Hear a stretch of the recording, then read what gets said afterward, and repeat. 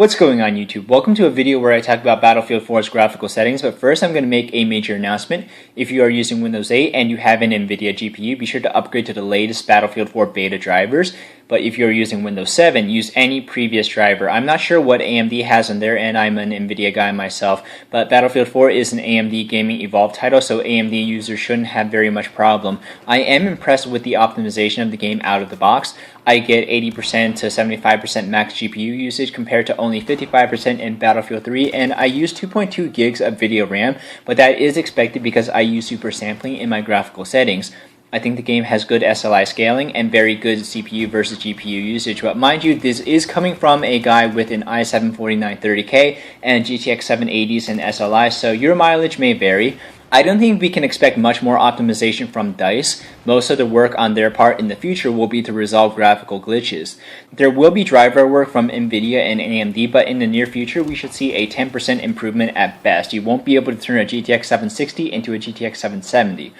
In this video, I will talk about how to get better performance out of your game. I get 85 to 90 frames per second using the configuration you see here, but going forward, I won't mention the exact frames per second you can expect to gain or lose because everyone will have different gaming rig configurations. I will discuss settings in order based on biggest impact to performance and gameplay to the lowest impact on performance and gameplay.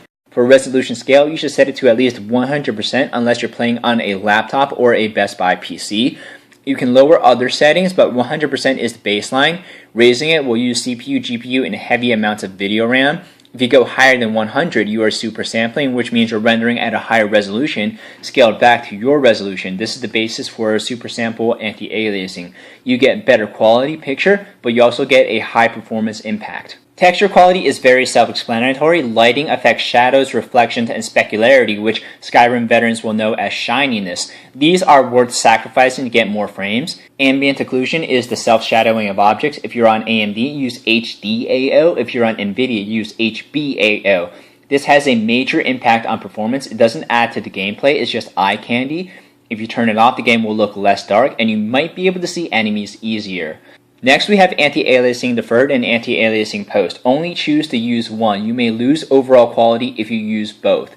Deferred is multi-sample anti-aliasing. It is derivative of super sample anti-aliasing. It uses a lot of video RAM. It has a big impact on performance. It reduces the sharp edges and pixelation on the outlines of objects. You will maintain texture quality if you use it though. Anti-aliasing post is fax approximate anti-aliasing or FXAA. It's a lot more efficient than MSAA, but you will add a little bit of blur to your texture. So it's pick your poison. Do you want jaggies or blur? I think enabling anti-aliasing can definitely help you locate enemies, especially if they're around cover because you won't have the jagged edges interfere. Mesh quality is also important for seeing enemies. It affects how much detail on characters pop out at a distance. It definitely helps you find enemies. Leave this at max if you can. Field of view should have a bit of a performance hit, but it's not game breaking. I will dispel a common misconception. Bigger is not always better. If you sit far away from the screen, you should set a narrower field of view. If you sit close to the screen, you should set a wider field of view. Wide does allow you to see more enemies in your peripheral vision, but if you sit too far away with too wide of a field of view, you won't get as good of a picture of the enemies within your field of view. Motion blur is definitely something you want to turn off the game frames per second. If you have it on, you will get a headache within 15 minutes of playing. Weapon depth of field adds to realism, but it makes seeing enemies out of the corner of your eye more difficult, so turn it off to get more frames per second and better gameplay. Post-process quality affects both the quality of depth of field and motion blur. I should have mine set to low. You will gain more frames per second. Texture filtering is anisotropic filtering. It's worth leaving it all the way up. You will have a minimal performance impact. Terrain quality is pretty self-explanatory. It's eye candy. You can turn it down if you are struggling for frames. Effects are things like blood splatters on your screen, water dripping over your goggles, and explosions. It will have a very subtle effect. It is worth turning down if you do need more frames.